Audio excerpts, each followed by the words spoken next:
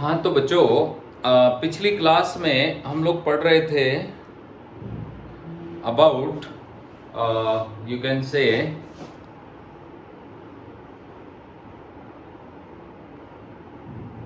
हम लोग पढ़ रहे थे about potential energy, application of potential energy. तो चलिए अब हम आगे बढ़ते हैं और आपको सिखाते हैं एक थ्योरम के बारे में जिसका नाम है वर्क एनर्जी थ्योरम। ठीक है, जो इस चैप्टर की जान है। एक्चुअली मेन थीम तो इस चैप्टर का नाम ही वर्क एनर्जी एंड पावर है। तो पावर को तो आप अलग कर दीजिए क्योंकि वो रेट ऑफ डूइंग वर्क है। बाकी वर्क और एनर्जी का आपस का रिलेशन बताने वाली थ्योरम का नाम है वर्क एनर्जी थ्योरम। ठीक है बच्चों,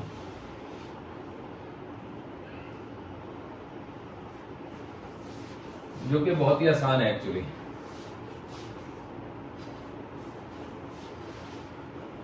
देखिए, तो ये थ्योरम कहती है कि W all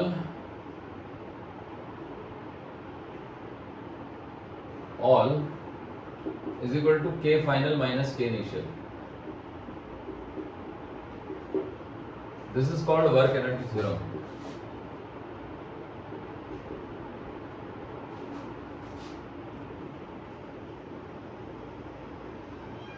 तो इसका स्टेटमेंट मैं लिख देता हूं।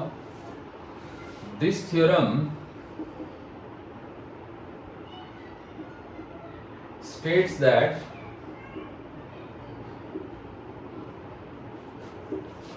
work done by all the forces acting on a body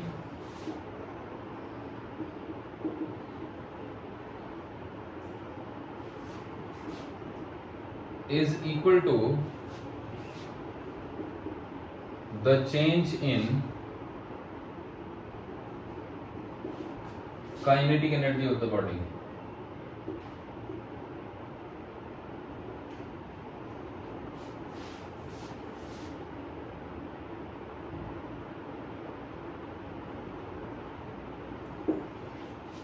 कि किसी बॉडी पे एक्ट करने वाले सभी फोर्सेस का जो वर्क होगा वो क्या कहते हैं उस बॉडी की काइनेटिक एनर्जी में होने वाले चेंज के बराबर होगा।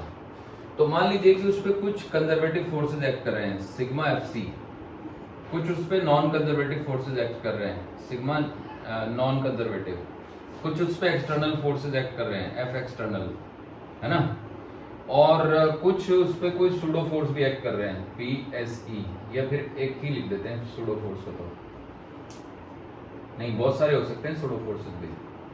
सो समीशन ऑफ आपका पी एफ पी ई ऐसे सूडो फोर्सेस। अब इन सभी फोर्सेस का जो सम है वो एम में होगा ना बच्चों। ये हम इसका प्रूफ कर रहे हैं। कुछ कंजर्वेटिव फोर्सेस हैं, मान लो 2 हैं 3 हैं 4 हैं तो 5 है, कितने भी हैं। कुछ नॉन कंजर्वेटिव हैं, एक भी हो सकता है, मान लो फ्रिक्शन ही है बस एक अकेला नॉन कंजर्वेटिव। फिर कोई एक्सटर्नल फोर्स है 2-4, या कोई एक ही सूडो फोर्स है। सूडो फोर्स तो तभी होगा जब आप इस थ्योरम को नॉन इनर्शियल में लगाएंगे। तो मैंने ये जानबूझ के लिख दिया ताकि पता रहे कि ये नॉन इनर्शियल में भी एप्लीकेबल है। और बॉडी अगर रोटेट होगी तो फिर उसमें टॉर्क डेवलप होगा, तो टॉर्क डेवलप होने पे फिर टॉर्क का वर्क जो है वो रोटेशनल काइनेटिक एनर्जी देगा। तो हम रोटेशन वाले चैप्टर में ना फंस के सीधी सी बात कर रहे हैं कि हमारी बॉडी सिर्फ ट्रांसलेटरी मोशन कर रही है। तो इन सभी फोर्सेस को जोड़ जाड़ के एफ नेट नहीं लिख सकता मैं, क्योंकि आप 1000 फोर्सेस को जोड़ दो बनेगा तो वो एफ नेट ही ना। तो एम में जो डायरेक्शन एफ नेट की होगी वही एक ही भी होगी, तो इसलिए वेक्टर भी हटा देता हूँ। अब ए पे से जब वेक्टर हट गया तो ए को मैं डीवी बाई डी लिख देता हूँ। ठीक है, अब ये जो dv बाई dt बन गया, इसको मैंने एक काम किया कि मैंने इसको dv से मल्टीप्लाई कर दिया और dv से ही डिवाइड कर दिया। नहीं, dx से मल्टीप्लाई करते हैं और dx से डिवाइड करते हैं। ठीक है, multiplied by dx and divided by dx। अब देखो इसको मैं इधर शिफ्ट कर देता हूँ, इसको इधर, तो f net is equal to हो गया मेरा m इंटू में dx बाई dt इंटू में dv बाई dx, है ना, ऐसे हो गया। अब ये जो dx बाई dt है तो v बन गया, तो f नेट को मैं इधर ले आऊं, है ना, तो f net into dx is equal to m dx by dt बन गया v, v इंटू में dv। ये बन गई हमारी थ्योरम। अब इसी को अगर मैं इंटीग्रेट कर दूं तो देखो integration of f net into dx x1 से लेके x2 तक।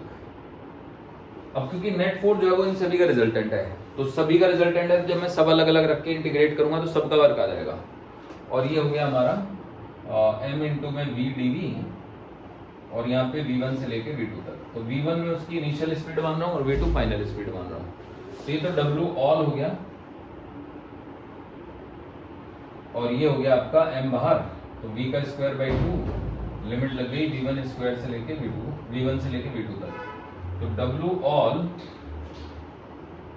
Is equal to m 1/2 into में m इंटू में v2 square minus 1/2 into m into में v1 स्क्वायर। ये इसका प्रूफ हो गया। क्योंकि जो f नेट है वो इन सब का सम है, तो f नेट को जब मैं dx से मल्टीप्लाई करूंगा तो सभी को मैंने dx से मल्टीप्लाई कर दिया, और जब सबको इंटीग्रेट करूंगा तो मैंने w ऑल ले लिया, मतलब work done bye all forces ले लिया। ठीक है बच्चों, तो मुझे लगता है ये आपको समझ आ गया होगा। तो चलिए आगे बढ़ते हैं, देखिएगा। तो इसी स्टेटमेंट को मैं दोबारा से लिखूंगा।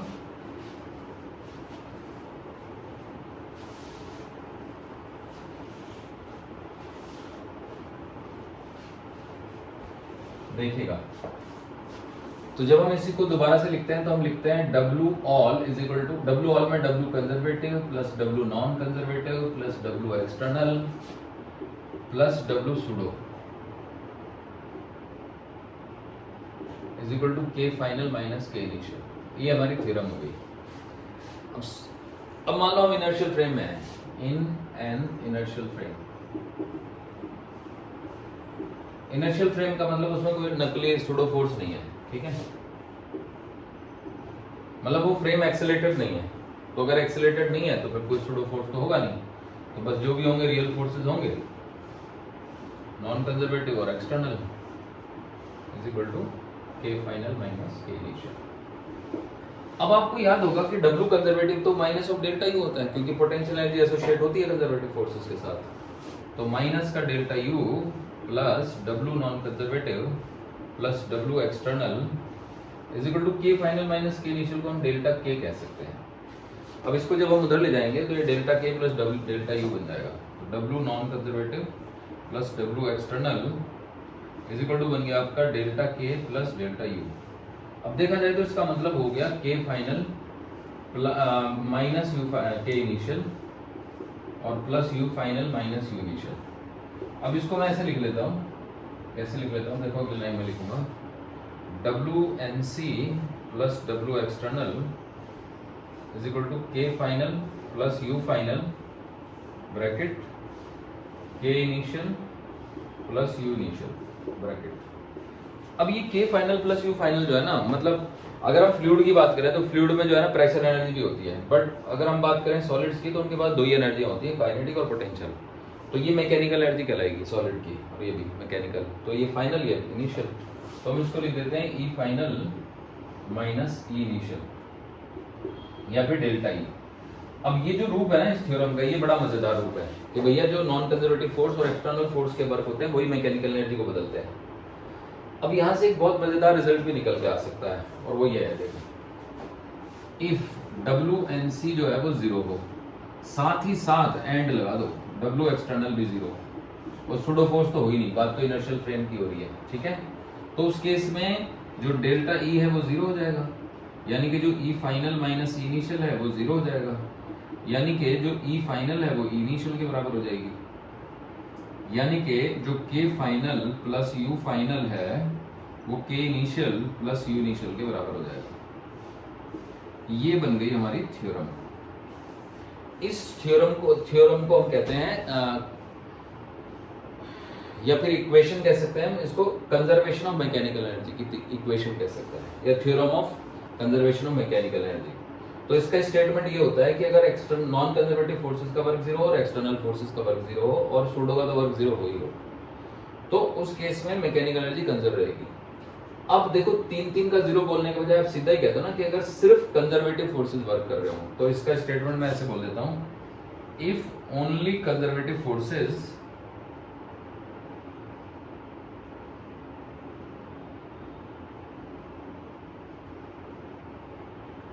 Are present, are doing work, है ना।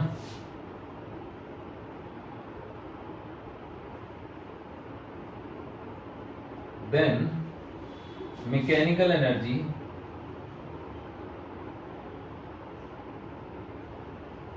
will remain conserved.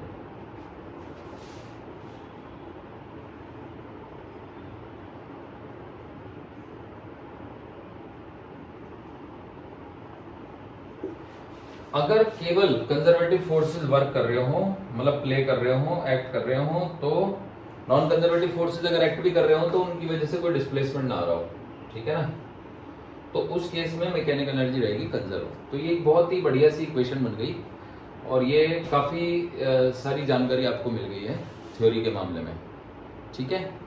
तो अब इस पे बेस्ड हम क्वेश्चंस कर सकते हैं, ठीक है बच्चों। तो चलिए करते हैं फिर इस पर आधारित क्वेश्चंस।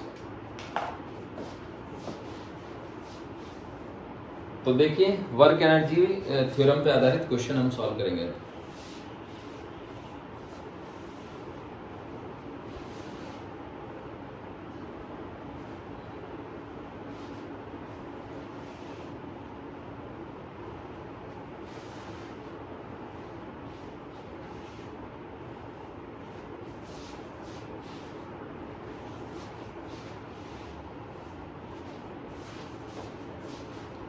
मान लीजिए कि ये क्वेश्चन है,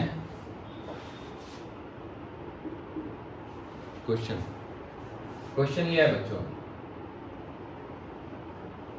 ये एक स्प्रिंग है और ये एक ब्लॉक है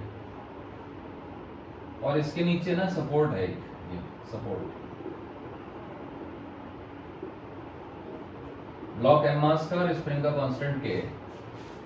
तो क्वेश्चन ये है कि स्प्रिंग जो है अपनी नेचुरल लेंथ पे है, तो in the situation shown in figure,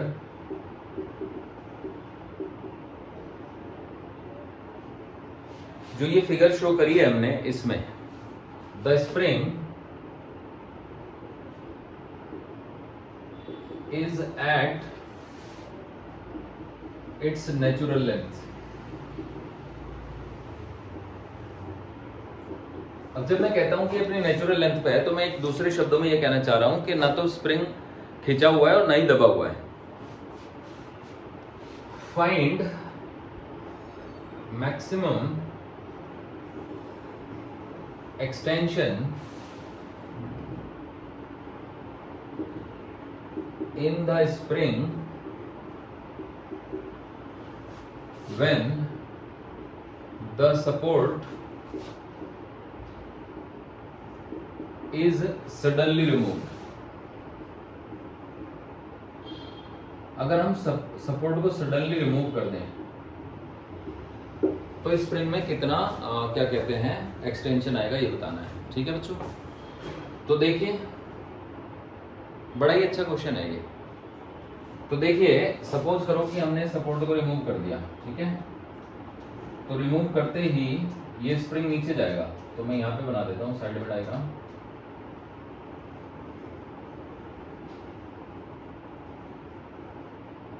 यहां तक गया मान लो ब्लॉक, है ना, तो ये एक्सटेंशन आया इसमें एक्स नॉट।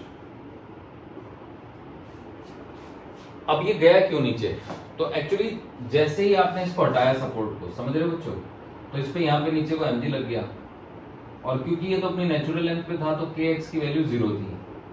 अब ये थोड़ा नीचे आया, मान लो ये यहाँ तक आ गया, है ना, थोड़ा सा नीचे आ गया यहाँ। तो जैसे ये थोड़ा नीचे आएगा, है ना, देख रहे हो, अब kx भी प्ले में आ जाएगा। तो mg लग रहा है नीचे को और kx लग रहा है ऊपर को। अब मान लो कि kx छोटा है तो mg बड़ा है, तो ये नीचे की तरफ एक्सीलरेट होगा। तो जब ये नीचे की तरफ आएगा तो कहीं ना कहीं एक ऐसी पोजीशन इसको मिलेगी कि जहां पे mg और kx बराबर हो जाएंगे। लेकिन वहां तक पहुंचते पहुंचते इसने कुछ स्पीड एक्वायर कर ली होगी, तो उस पोजीशन पे रुकेगा नहीं, क्योंकि भले ही mg और kx बराबर हो गए लेकिन इस पे नेट फोर्स 0 हुआ है, पर इसका वेलोसिटी थोड़ा ही 0 हुआ है। तो वेलोसिटी को 0 करने के लिए क्या चाहिए, रिटार्डेशन चाहिए। तो अब ये आगे बढ़ेगा, मतलब इनर्शिया की वजह से ओवरशूट कर जाएगा। तो अब जो kx की वैल्यू है mg से बड़ी हो जाएगी, क्योंकि x बढ़ता जा रहा है।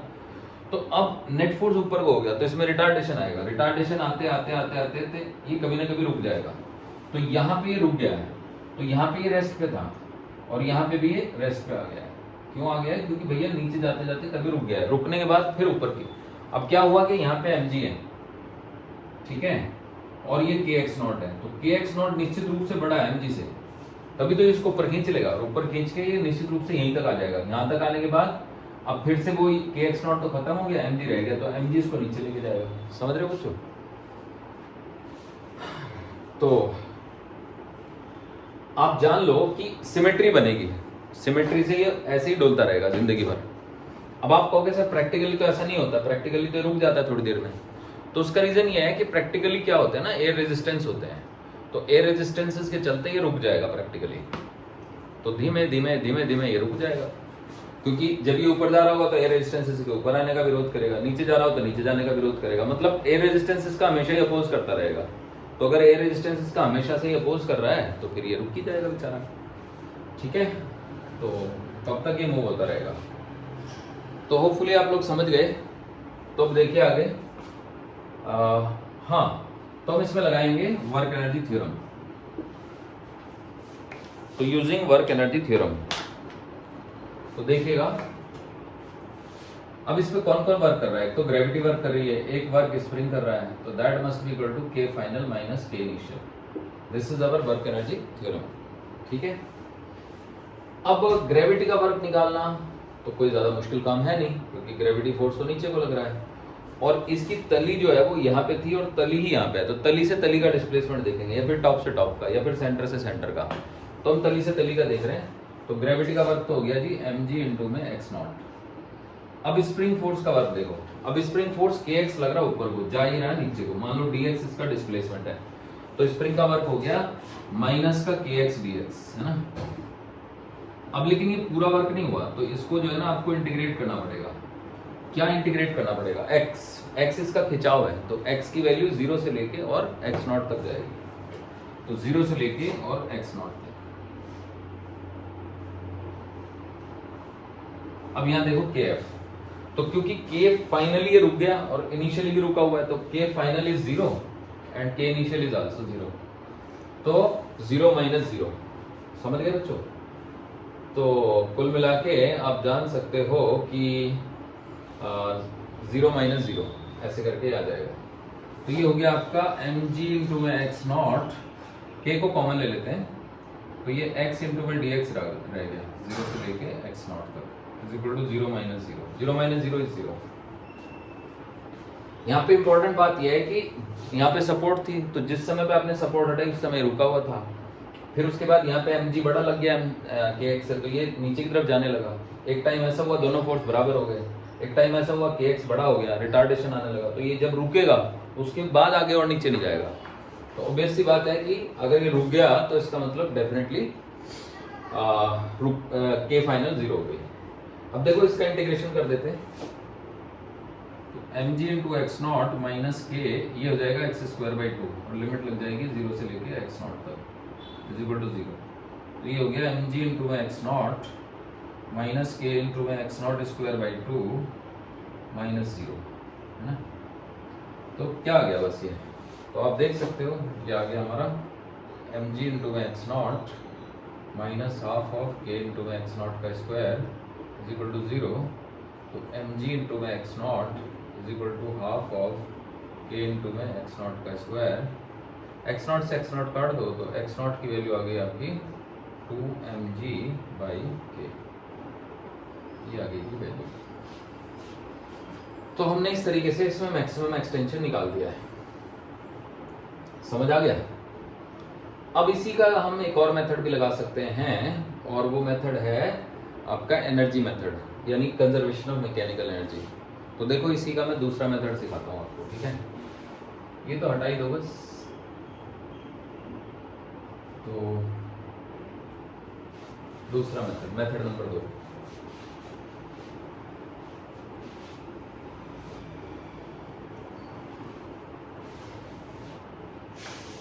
देखो बच्चों मेथड 2।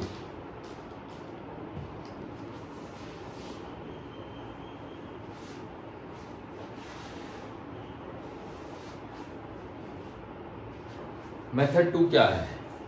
तो मेथड 2 ये है कि u initial plus u k initial is equal to u final plus k final, ये हो गया हमारा।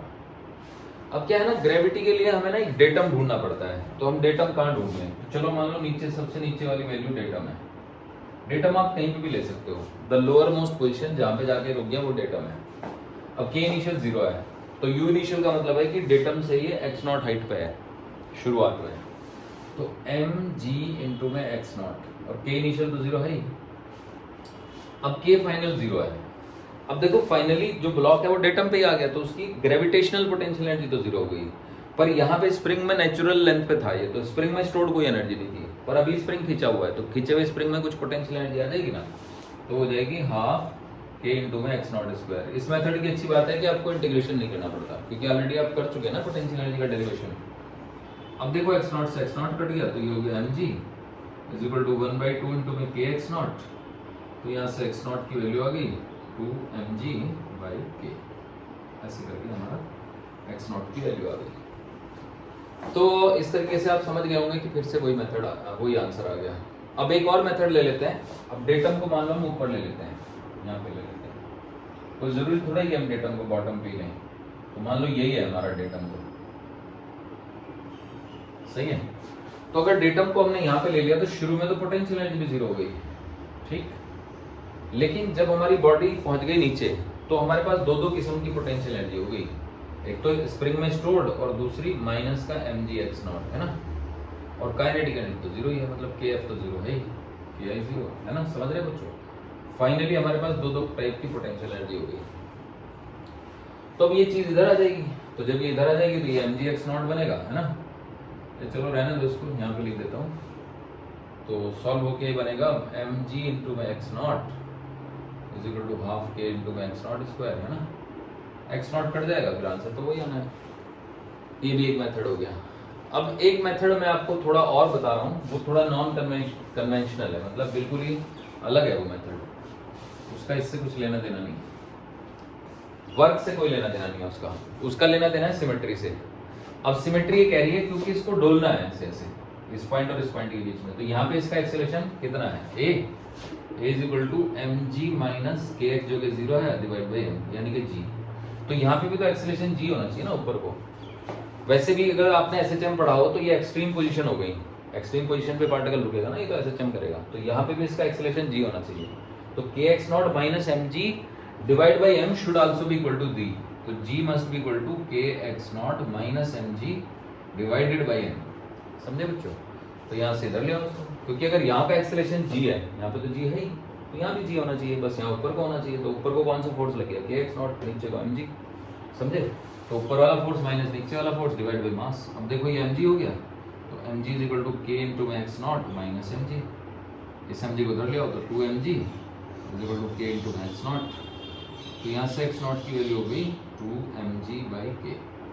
अब आप कहोगे ये मेथड कौन सा मेथड है, इसमें तो कुछ भी नहीं लग रहा, तो ये सिमेट्री मेथड कह सकते हो, SHM मेथड कह सकते हो, ठीक है ना, और बस यही है इसमें तो कॉमन सेंस, क्योंकि जब ये ऑसिलेट करेगा तो अगर यहाँ का एक्सेलरेशन g है तो यहाँ पे भी g होना चाहिए, क्योंकि सिमेट्री से है ना इसकी, तो लाइफ टाइम ऐसे ही करता रहेगा अगर एयर रेजिस्टेंस नहीं है तो फिर ये एक्सट्रीम पोजीशन होगी, एक्सट्रीम होगी, बीच में कहीं मीन होगी, मीन मतलब है ना, तो मीन पोजीशन वो होती है जहाँ पे नेट फोर्स 0 होती है, तो मीन पोजीशन अगर बीचों बीच है तो ये है ना, तो मीन पोजीशन निकाल लेते हैं, तो मीन पोजीशन का मतलब x नॉट बाई 2, तो mg must be equal to k into में x नॉट बाई 2, स्प्रिंग के बीचों बीच है ना, तो यहाँ से फिर x नॉट आ जाता है आपका 2mg/k,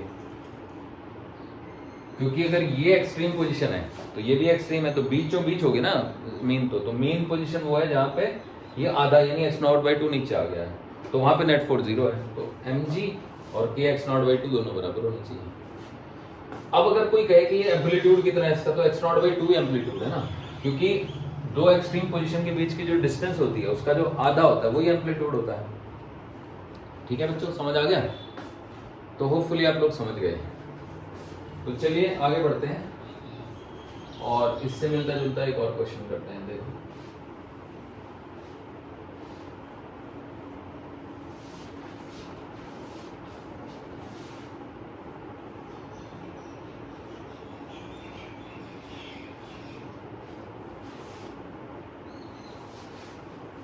देखिए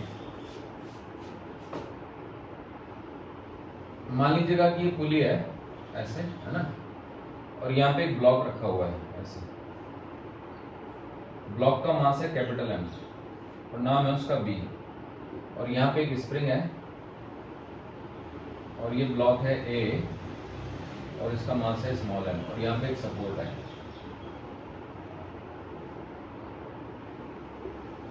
तो इसमें ये पाया गया कि जैसे ही हम सपोर्ट को हटाते हैं तो हटाने के बाद एक स्टेज ऐसी भी आती है कि बी जो है वो थोड़ा सा ऊपर उड़ जाता है, बाल बराबर, है ना, थोड़ा सा ऊपर उड़ जाता है। तो उसके लिए एम की मिनिमम वैल्यू बताओ। तो क्वेश्चन ये है कि in the situation shown in figure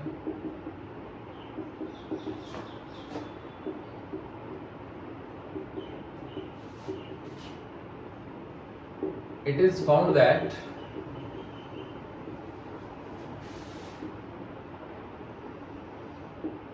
when the support is removed,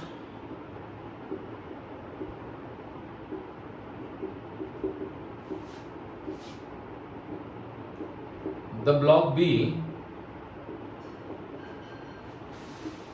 comes in air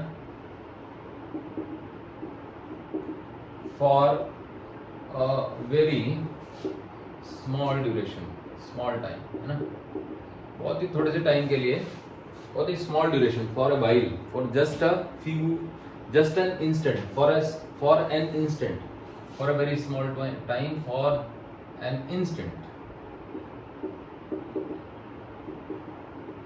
instant को हिंदी में कहते हैं क्षण, एक क्षण के लिए ये उठ गया, कॉन्टैक्ट लूज कर दिया इसे। तो m की मिनिमम वैल्यू बताओ, find the minimum value of m।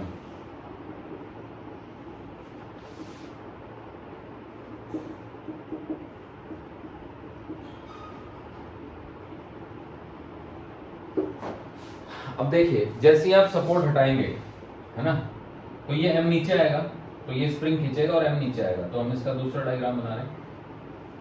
Support हट गई तो a जो है वो नीचे आ गया, है ना, स्प्रिंग खींच गया, समझ रहे हो बच्चों, और ए मान लो यहाँ तक आ गया, जमीन से नहीं टकराया, जस्ट एज्यूम करो ये काफी ऊपर था, है ना।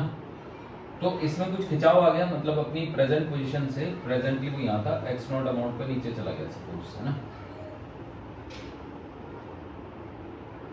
इसकी तली एक्स नॉट अमाउंट नीचे चली गई। तो अब यहाँ पे जो फोर्स डेवलप होगी वो के एक्स नॉट होगी, यहाँ पे भी के एक्स नॉट डेवलप होगी और यहाँ पे भी के एक्स नॉट डेवलप होगी। तो क्योंकि ये हवा में उठ गया तो यहाँ पे तो कैपिटल एम जी भी लग रहा है ना, तो कोई चीज ऊपर तो तभी जाएगी जबकि के एक्स नॉट एम जी इससे बड़ा हो, k x naught must be greater than equal to m g. अब सिंप्लिसिटी के लिए, है ना, फॉर सिंप्लिसिटी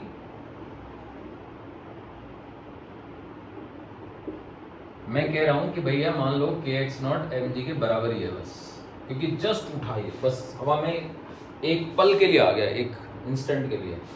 तो अगर के एक्स नॉट एम जी है तो ठीक है, चलो एक्स नॉट की वैल्यू एम जी बाई के हो गई।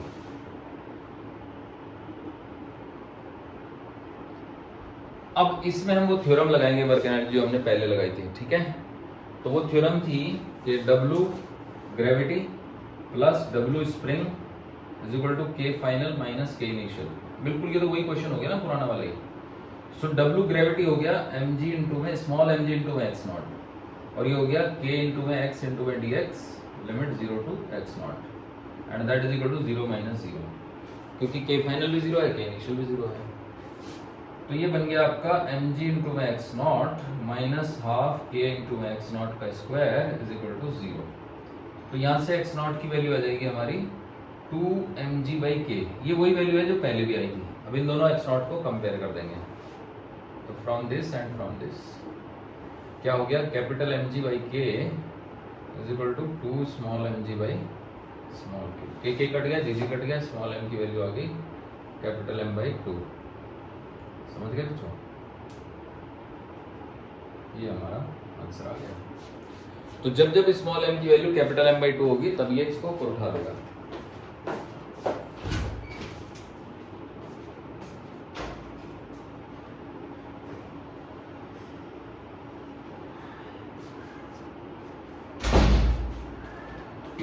ठीक है बच्चों, समझ गए, नोट कर लीजिए।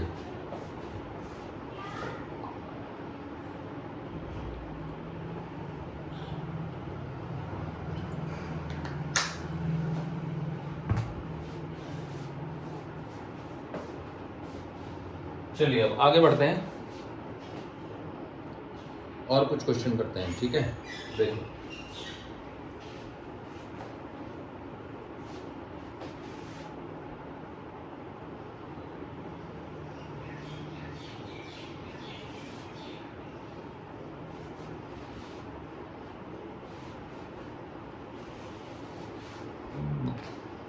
देखिए ये एक पुली है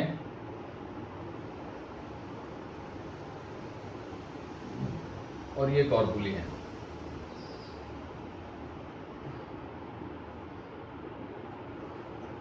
ठीक है।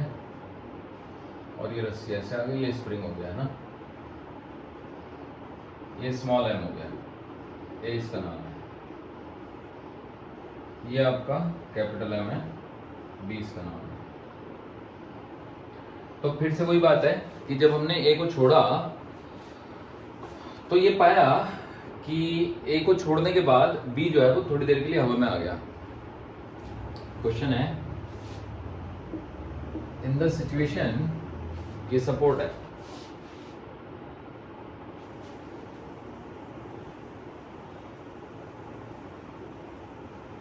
In the situation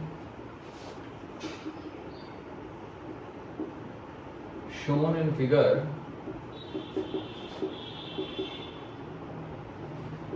it is found that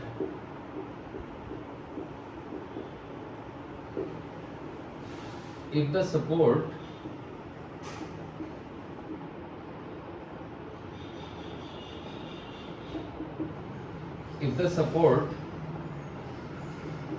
is removed, suddenly, if the support is removed suddenly, the block B comes in air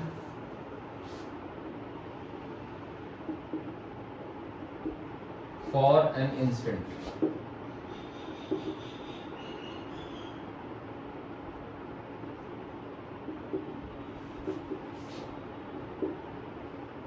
Calculate minimum value of mass m. मतलब सेम ही क्वेश्चन हो गया एक तरीके से, मिनिमम वैल्यू ऑफ m। अब देखिए मान लीजिएगा कि अभी फिलहाल तो ये नेचुरल लेंथ पे है तो यहाँ पे कोई टेंशन नहीं है। अगर हम इसको हटा लेंगे तो ये नीचे जाएगा, ठीक है। तो दूसरे कलर से डायग्राम बना देता हूं मैं, मान लो, है ना। मान लीजिएगा कि ये नीचे चला गया, स्प्रिंग खींच गया और ये यहां तक आ गया, and this is x not, ये a है, ठीक है बच्चों। तो अब यहाँ पे टेंशन डेवलप हुई, मान लो t है वो, तो यहाँ भी t होगी, यहाँ भी t होगी, लेकिन यहाँ पे जो डेवलप टेंशन है ना वो 2t होगी, समझे कि नहीं। तो हम ये कहेंगे भैया सॉल्यूशन में कि जो ब्लॉक बी है वो तो हवा में तभी आएगा ना जब 2t जो है वो कैपिटल mg के बराबर हो, 2t एक्चुअली कैपिटल mg से बड़ा हो। The block B will come in air, come to air if 2t is bigger than capital mg। अगर 2t कैपिटल mg से बड़ा हो, यानी कि t जो है वो बड़ा हो आपका mg/2 से, समझ रहे हो बच्चों। अब t की वैल्यू क्या है, तो t की वैल्यू तो यहाँ पे k x नॉट हो जाएगी ना, x नॉट अगर उसमें खिंचाव आ गया तो k इंटू में x नॉट की वैल्यू बड़ी होनी चाहिए mg/2 से। अब सिंपलिसिटी के लिए, फॉर सिंपलिसिटी,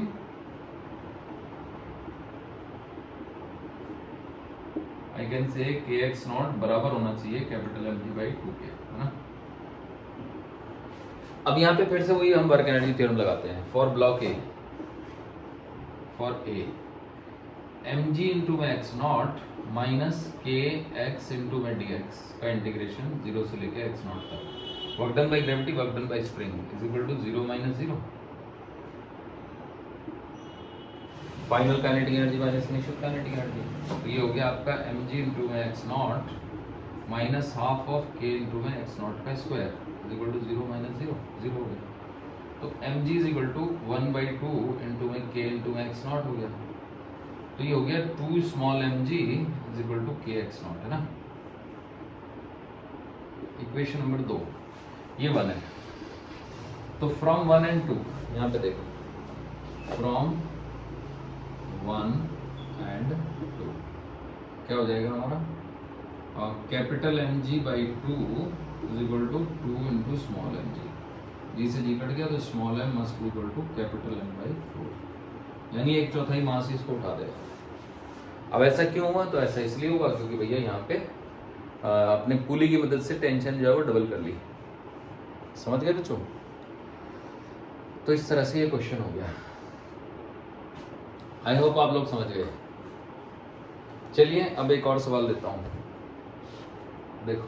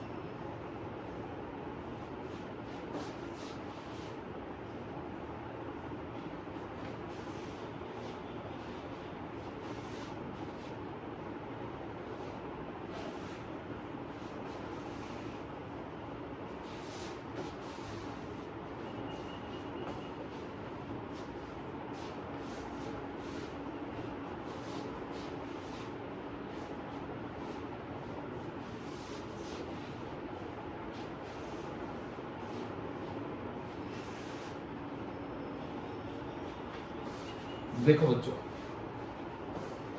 अगला सवाल,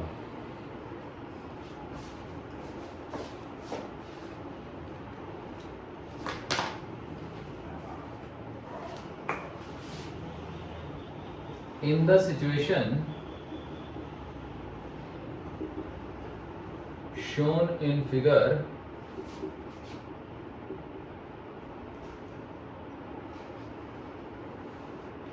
underline नहीं करेंगे, it is found that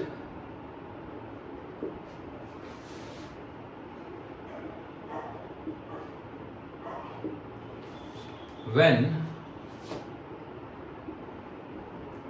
a force F is suddenly applied on the block A of mass m1, है ना, mass m1, the block B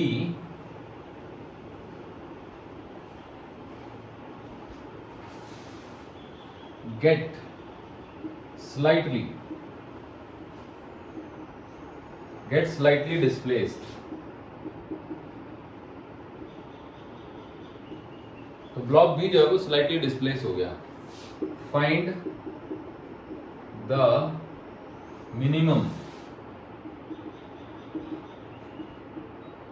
value of F की वो मिनिमम वैल्यू बताइए आप, ठीक है बच्चों। अब देखो ये डायग्राम यहाँ पे है, यहाँ बना देता हूँ, चलो देखिएगा।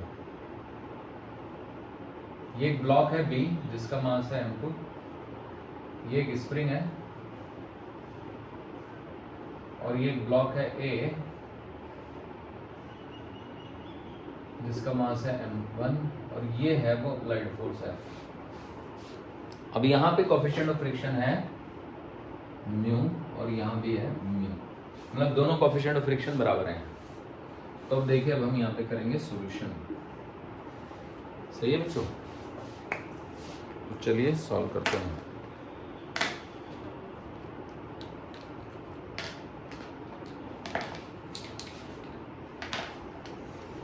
देखो सॉल्यूशन क्या है,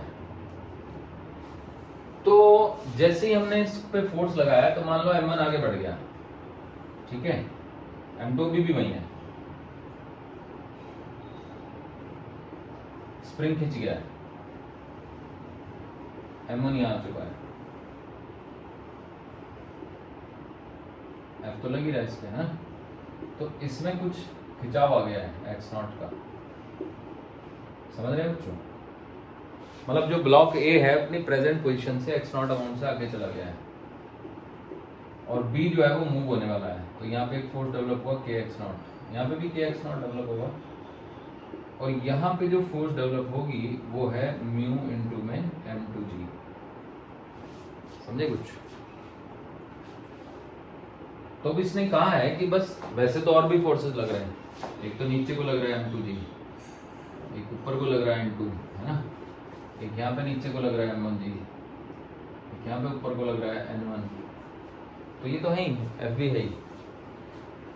तो अब सॉल्यूशन ये है कि block B will move slightly if kx0 is bigger than mu m2g।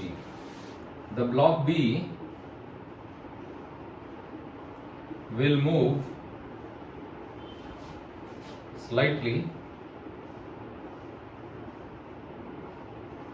if kx0 is bigger than mu m2g। अब सिंपलिसिटी के लिए हम बराबर ही कर लेते हैं, फॉर सिंपलिसिटी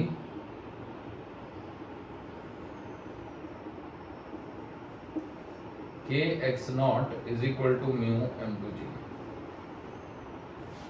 यानी कि बस इक्वेशन नंबर 1 बन गई, ठीक। अब ये ब्लॉक गया आगे, तो इस पे फ्रिक्शन लग रहा था यहाँ पे म्यू m1g, है ना, एक्चुअली म्यू n1 लग रहा था और n1 की वैल्यू m1g के बराबर है, तो म्यू m1g हो गया। तो जब ये आगे बढ़ा तो इस पे f ने वर्क किया, kx0 ने वर्क किया और आपका म्यू m1g ने वर्क किया, तो वर्क एनर्जी थ्योरम लगाएंगे हम m1 की। हम ये मान लेते हैं कि बस ये आगे बढ़ा और चल के रुक गया, क्योंकि हमें तो बस इसको झटका देना था, बस ये आगे चला गया और रुक गया वहां पे आगे। तो फॉर ब्लॉक ए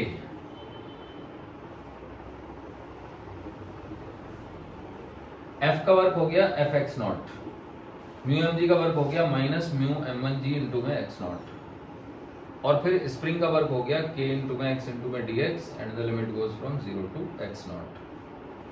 अभी तो k x²/2 वही आ जाएगा जो पहले आया था, तो ये हो गया हमारा fx0 minus mu m1g into x0 minus 1/2 into में k इंटू में x0 का स्क्वायर, इंटीग्रेट कर लेंगे तो ये यही आ जाएगा, इज इक्वल टू 0। यहाँ पे इंटीग्रेशन करके दिखा देता हूँ मैं, integration kx dx 0 to x0 is equal to k common x dx का इंटीग्रेशन, है ना, 0 to x0 and this gives me k बाहर x²/2 limit goes from 0 to x0, ये हो जाएगा k इंटू में x0²/2 माइनस 0, है ना, तो बस ये 1/2 इंटू में k इंटू में x0 का स्क्वायर आ जाएगा।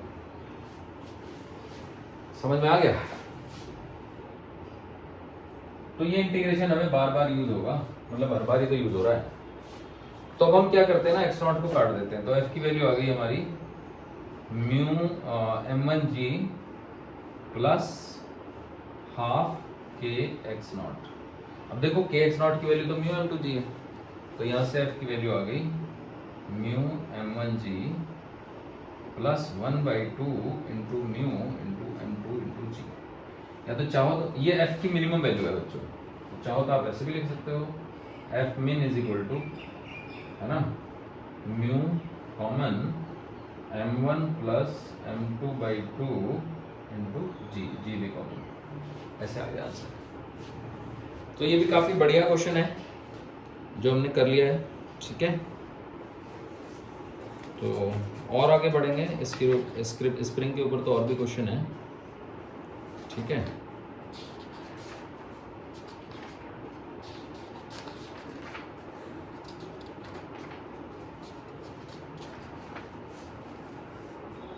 चलिए आगे बढ़ते हैं, देखिए बच्चों,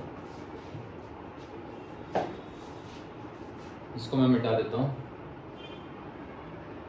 ठीक है।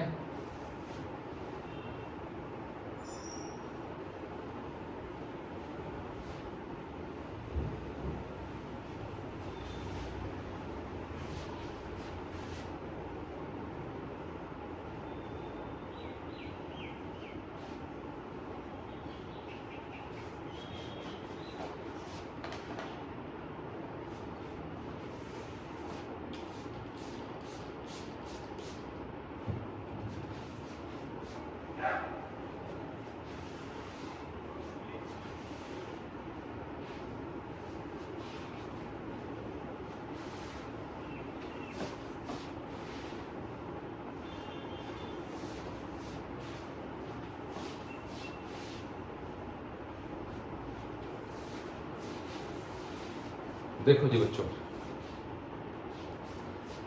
अब जो क्वेश्चन है वो इंक्लाइंड प्लेन का है। ये मान लो एक इंक्लाइंड प्लेन है, ये एंगल है 37 डिग्री और ये फिक्स्ड है, और यहां पे ये भी फिक्स्ड है ना। ये एक ब्लॉक है, ब्लॉक का मास है 1 kg, और ये एक स्प्रिंग है, स्प्रिंग का कांस्टेंट है 100 न्यूटन मीटर इनवर्स, और यहां पे एक सपोर्ट है। तो क्वेश्चन ये है, question in the situation shown in figure, the spring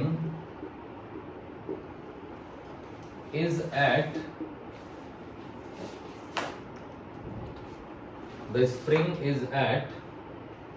its natural length, है ना, अपनी नेचुरल लेंथ कर दो।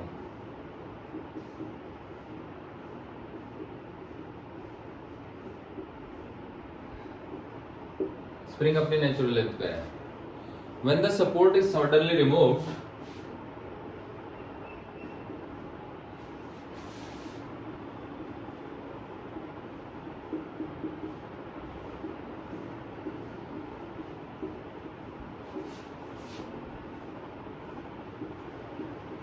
the maximum extension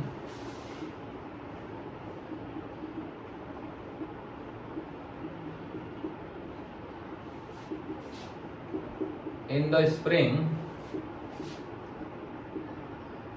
is found to be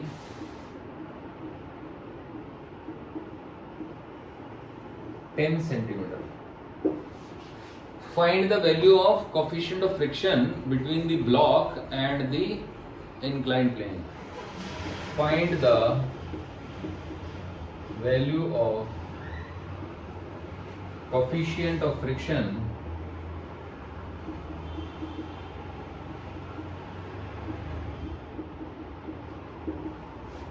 between the block and the inclined plane.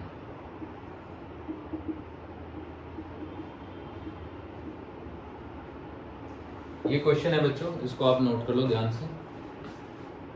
तो अब देखो होगा क्या, तो जैसे ही आप सपोर्ट हटाएंगे, शुरू में तो स्प्रिंग अपने नेचुरल लेंथ पे है, तो ये खिंच जाएगा स्प्रिंग, है ना। तो चलो यहीं पे बना देता हूँ डायग्राम। तो मान लो कि ये ब्लॉक यहां तक आ गया है ना,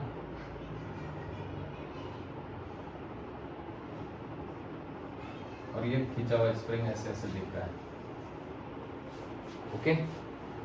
और ये डिस्टेंस हमको दे दी गई है 10 सेंटीमीटर।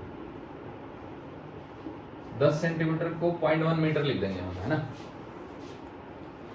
अब देखो ब्लॉक पे ना कई सारे फोर्सेस एक्ट कर रहे हैं, तो जिनमें से कौन कौन से फोर्सेस हैं मैं यहां पे दिखा देता हूं ना। मान लो ये मास का ब्लॉक है, तो एक तो लगेगा ये mg cos थीटा, एक लगेगा ये नॉर्मल रिएक्शन, एक लगेगा ये mg sin थीटा, एक लगेगा ये स्प्रिंग का फोर्स kx, और एक लगेगा μn। तो बात ऐसी है कि 4-5 फोर्स लग रहे हैं, तो 5 में से n और mg cos थीटा वर्क नहीं करेंगे। अब आप कहोगे सर क्यों नहीं करेंगे वर्क, तो उसका लॉजिक है कि n और mg cos थीटा जिस डायरेक्शन में लग रहे हैं वो डिस्प्लेसमेंट के एकदम परपेंडिकुलर है। तो जब फोर्स और डिस्प्लेसमेंट परपेंडिकुलर होंगे तो वर्क नहीं होगा बच्चों। सो होपफुली आप समझे। वर्क करेगा mg sin थीटा, kx और μn। तो देखो सॉल्यूशन, तो mg sin theta into d, d की वैल्यू 0.1 मीटर है, तो d ही लिख देता हूं मैं इसको, minus mg cos theta into d, और minus integration of kx into dx limit 0 to d is equal to k final minus k initial, 0 minus 0। अब ये 0 माइनस 0 इसलिए क्योंकि यहाँ पे भी रेस्ट पे था ब्लॉक 1 kg का, है ना, और यहाँ पे भी आकर रुकेगा ही ना ये। तो रेस्ट से रेस्ट है तो नेटवर्क डन तो जीरो हो ही गया। अब देखो ये वाला जो इंटीग्रेशन है वो मैं पहले ही कर चुका हूँ, हाफ के डी स्क्वायर आ जाएगा ये, तो M g into sine theta into d minus m g, यहाँ पे म्यू भी लगना था बच्चों, mu M G cos theta minus mu M g into cos theta into d minus half of के इंटू में डी स्क्वायर, ये आ गया जीरो। ये एक्चुअली फ्रिक्शन है, फ्रिक्शन का वर्क हो गया ये। तो अब देखो पूरी इक्वेशन से डी काट देते हैं, तो ये हो गया आपका m ji sine theta minus mu M G cos theta is equal to half of k d. तो बस अब इस इक्वेशन को सॉल्व करना है और क्या हो गया आंसर। तो देखिए इसको मैं यहां पे सॉल्व कर देता हूं, सारे फोर्सेस की वैल्यू डाल देता हूं। तो M G sine theta minus half के D is equal to mu M G cos theta, है ना, ऐसे कर लो, ये ज्यादा बेटर है, mu M G cos theta उधर और ये के डी इधर। तो अब देखो m कितना है, m है 1, g है 10, साइन थीटा साइन 37, साइन 37 की वैल्यू 3/5 माइनस 1/2, k है 100 और d की वैल्यू को 0.1 मीटर लिया जाएगा, क्योंकि भैया ये भी तो न्यूटन पर मीटर में है ना, म्यू तो निकालना ही है। m हो गया 1, g हो गया 10, cos 37 की वैल्यू होती है 4/5। तो अब देखो ये 5 से कट के 2 आ गया, ये आपका 10 हो गया, 10 का आधा 5, तो 6 माइनस 5 इज इक्वल टू, ये इससे कट गया 2, 8 म्यू, तो 1 इज इक्वल टू 8 म्यू, तो म्यू इज इक्वल टू 1/8 आ गया। तो 1/8 को आप लिख सकते हो म्यू इज इक्वल टू 0.125, है ना, दिस इज म्यू। ठीक है बच्चों, तो ये हमारा क्वेश्चन बन गया और क्या है। तो इसमें हमने सॉल्व कर दिया कि म्यू की कम से कम क्या वैल्यू होगी। ठीक, अब अगर ये 0.125 है ना, तो ये कहाँ पे रुकेगा, है ना, अगर हमें ये पता लगाना हो कि कहाँ पे रुकेगा, तो बेसिकली इसमें ना थोड़ा सा कंफ्यूजन क्रिएट हो जाता है, क्योंकि फ्रिक्शन किधर को लगेगा कोई नहीं जानता। ऑसिलेट करते करते एक स्टेज पे रुकेगा ये, जब स्प्रिंग का फोर्स म्यू एम जी के बराबर हो जाएगा। हालांकि इस पे एम जी साइन थीटा भी लग रहा है, तो म्यू काफी कम है, थीटा भी कम है। चलिए आगे बढ़ते हैं। ठीक है बच्चों, इस क्वेश्चन को नोट कर लो आप।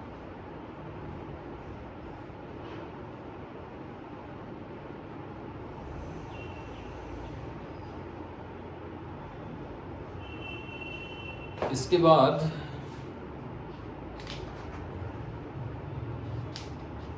अब हम आते हैं सिंपल क्वेश्चन पे। वो सिंपल क्वेश्चन ये है,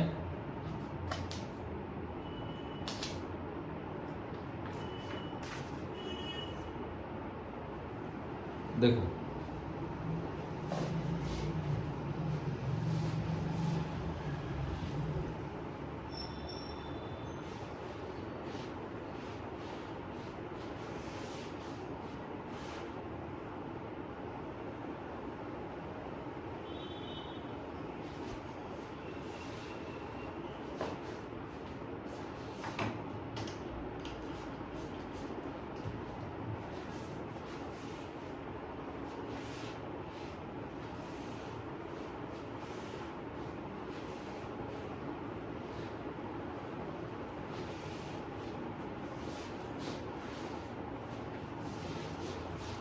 अभी तो हम स्प्रिंग पे ही चल रहे हैं बच्चों, है ना।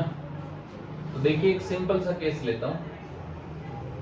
यहाँ पे एक सपोर्ट है हल्की सी स्प्रिंग के साथ, और ये एक स्प्रिंग है नेचुरल लेंथ पे अपनी, थोड़ा सा मतलब यहाँ पे छोटा सा एक मास लगा हुआ है किनारे पे, मासलेस स्प्रिंग है ये, मासलेस स्प्रिंग है ना।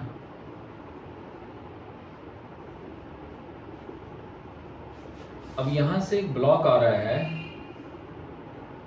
एम मास का v वेलोसिटी से, ठीक है।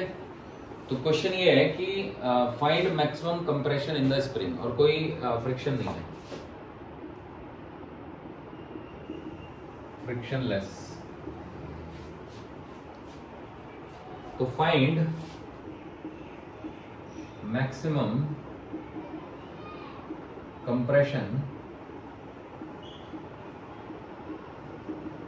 इन द स्प्रिंग, है ना। स्प्रिंग में मैक्सिमम कंप्रेशन बताना है। तो देखो बच्चों, एक ये इस तरह की सिचुएशन बनेगी कि कभी ना कभी ब्लॉक जो है ना इसको पिचका देगा स्प्रिंग को। यहाँ पिचक गया spring,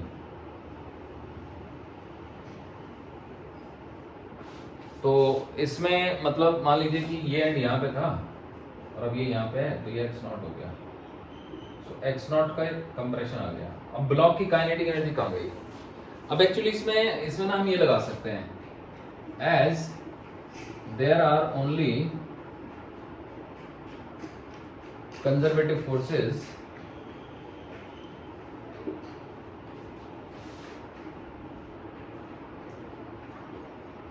which are doing work, है ना।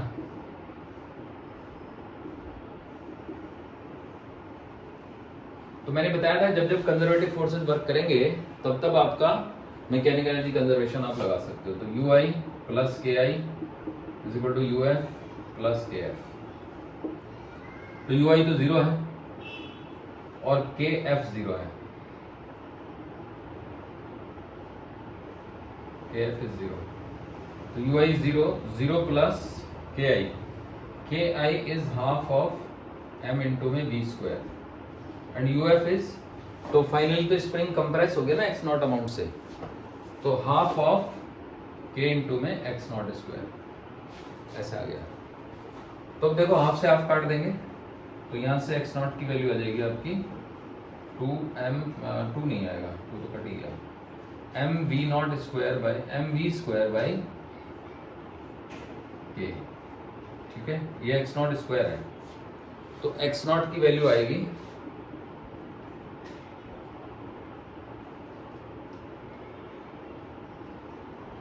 v under root m by k, ठीक है बच्चों, ये आ गई वैल्यू। तो इस तरीके से आप समझ सकते हैं कि ये हमारा सबसे आसान सा क्वेश्चन था। इसी को आप वर्क एनर्जी थ्योरम से भी कर सकते हो।